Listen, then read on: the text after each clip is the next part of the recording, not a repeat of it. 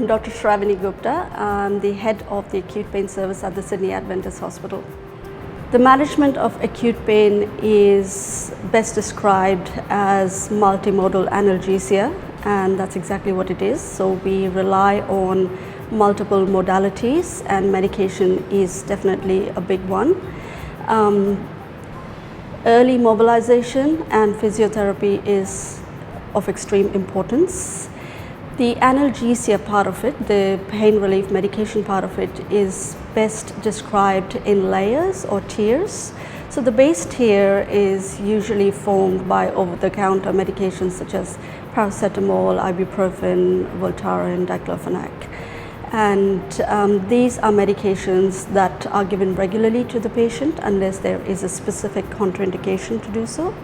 And these are medications which can safely be continued for days and weeks even after the patient gets discharged from the hospital. Non-steroidal medications like ibuprofen and diclofenac are best restricted to a week or two depending on the patient's status. The second tier consists of oral opioids such as Endone, Targin, Oxycontin, Palexia, to name a few. And these medications are again often given either regularly or as needed during the hospital stay, and are continued or may need to be continued for a few days after discharge. But these are medications that are definitely best restricted to a few days only, because opioids can have certain problems if continued for too long. The third tier is that of intravenous or intramuscular opioids, such as morphine, IV Endone, and fentanyl. The delivery system of these is usually what we call a PCA, or patient-controlled analgesia. The patient gets a pain button that they can press when they need, and this is along with the other medications like simple oral medications. The pump that delivers the drug, however, is programmed by one of us and has the ability to only deliver a set dose within a set time, so it is really difficult to overdose on a PCA. The PCA usually lasts only 2 or 3 days, after which we usually stop it, and this is done while the patient's still in hospital, obviously.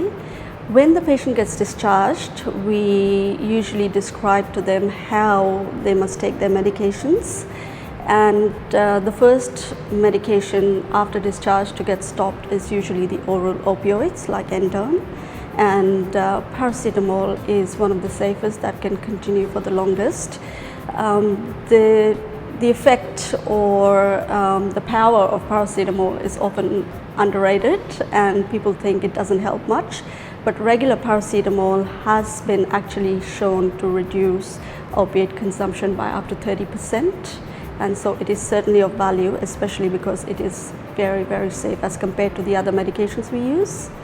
And if patients feel at this stage that they need to take pain medications, or they need more than just Panadol beyond, say, 2 weeks or so, they must see their GP. If acute pain management is done well, it actually improves outcomes after any surgery or injury, and it is really important that patients follow through with the plan. And this can also reduce the transitioning of acute to chronic pain.